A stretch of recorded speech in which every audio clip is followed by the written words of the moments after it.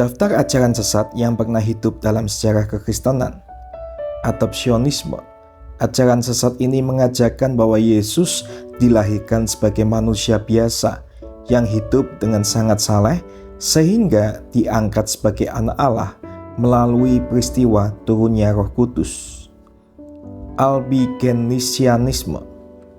Ajaran sesat ini menolak otoritas gereja, sakramen-sakramen gereja, dan kuasa pemerintahan sipil untuk menghukum kriminal-kriminal. Ajaran sesat ini memandang materi sebagai yang jahat. Ajaran sesat ini juga mengajarkan bunuh diri sebagai cara terbaik untuk membebaskan diri dari tubuh yang jahat. Apolinarisme. Ajaran sesat ini mengajarkan bahwa Yesus memiliki tubuh dan emosi sebagai manusia biasa yang bersifat ilahi, hanya pikirannya saja. Arianisme. Ajaran sesat ini menolak keilahian Yesus Kristus dan Tritunggal Maha Kudus. Yesus dipandang sebagai Allah kecil. Arianisme ini dipandang sebagai ajaran sesat terbesar yang pernah dihadapi oleh gereja. Audianisme. Ajaran sesat ini mengajarkan bahwa Allah memang memiliki wujud sebagai manusia. Ajaran sesat ini mengajarkan bahwa Yesus adalah juru selamat, Paulus adalah pimpinan rasul, dan Allah Perjanjian Lama berbeda dari Allah Perjanjian Baru. Doketisme. Ajaran sesat ini menolak kodrat manusia dari Yesus Kristus. Tubuh manusia Yesus hanyalah ilusi, dan penyalipannya hanya seolah-olah mati secara jasmani. Dia tidak pernah mati karena roh tanpa jasad tidak akan bisa mati. Donatisme. Ajaran sesat ini mengajarkan bahwa pendosa berat tidak dapat diterima kembali ke dalam gereja, dan sakramen yang diberikan oleh kaum tektapis yang berada dalam keadaan berdosa berat merupakan sakramen yang tidak sah. Eunomianisme. Ajaran sesat ini adalah bentuk radikal dari Arianisme yang menolak keilahian Yesus Kristus dan Roh Kudus. Gnosticisme. Ajaran sesat ini adalah percampuran antara kekristenan, agama-agama timur, dan filosofi Yunani. Menurut ajaran sesat ini, pengetahuan keselamatan hanya diperuntukkan bagi yang terpilih saja. Semua materi adalah iblis dan roh adalah baik. Perkawinan ditolak karena menghasilkan materi, yaitu anak-anak. Gnostikisme Basiletes. Ajaran sesat ini mengajarkan bahwa bukan Yesus yang menderita sengsara dan disalibkan, melainkan Simon dari Kirene. Wajah Simon telah diubah oleh Allah agar orang mengira bahwa dialah Yesus, sehingga Simon disalibkan karena kekilafan dan kekeliruan. Padahal Yesus sendiri memakai rupa Simon, berdiri di dekat situ sambil mentertawakan mereka. Yesus tidak bersifat jasmani, maka ia sanggup memakai rupa Simon. Dengan demikian, Yesus dan Simon bertukar posisi. Kemudian Yesus naik kepada Allah sambil menertawakan mereka.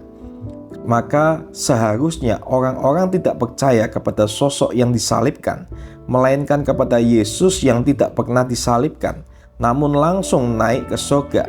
Kalau seseorang percaya kepada sosok yang disalibkan itu, maka ia adalah manusia yang tertipu. Gnostikisme Ptolemeus.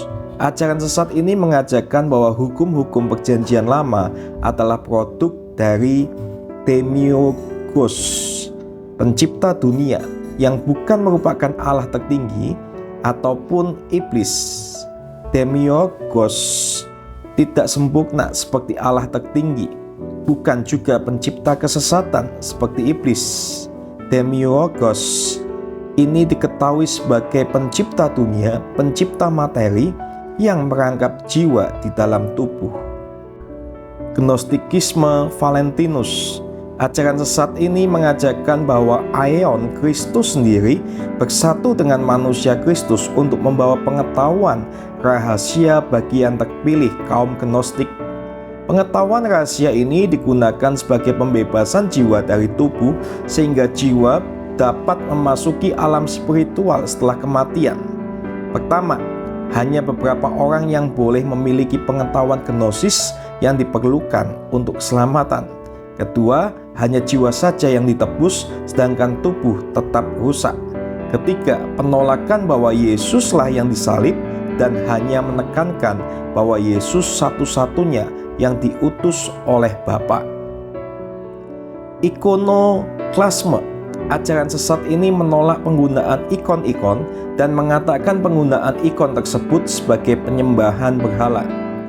Katarianisme. Ajaran sesat ini menolak pembaptisan dan perkawinan. Mereka memandang tubuh dan materi sebagai hal yang jahat. Koliridianisme. Ajaran sesat ini mengajarkan bahwa Tritunggal terdiri dari Bapa, Putra, dan Maria.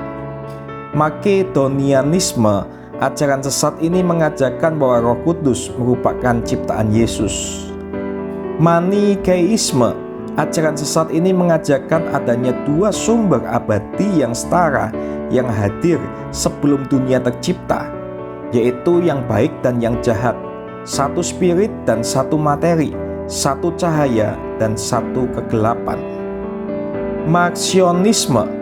Ajaran sesat ini menolak validitas atau keabsahan perjanjian lama.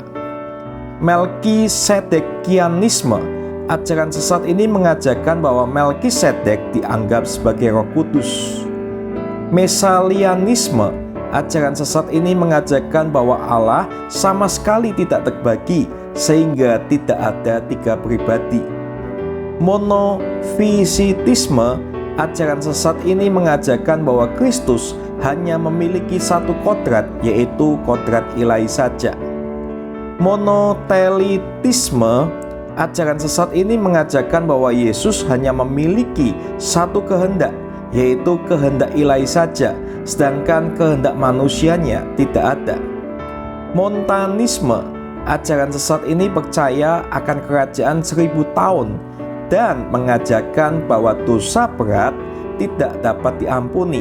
Banyak dari kaum Montanis menolak menikah karena kepercayaan akan immanent return of Christ. Nestorianisme. Ajaran sesat ini mengajarkan bahwa pribadi manusia, Yesus, dan pribadi Allah Putra adalah dua pribadi yang berbeda yang bersatu di dalam Yesus Kristus. Dengan kata lain, ajaran sesat ini mengajarkan bahwa Yesus memiliki dua pribadi dengan dua kodrat. Ajaran sesat ini juga menolak gelar Bunda Allah terhadap Bunda Maria.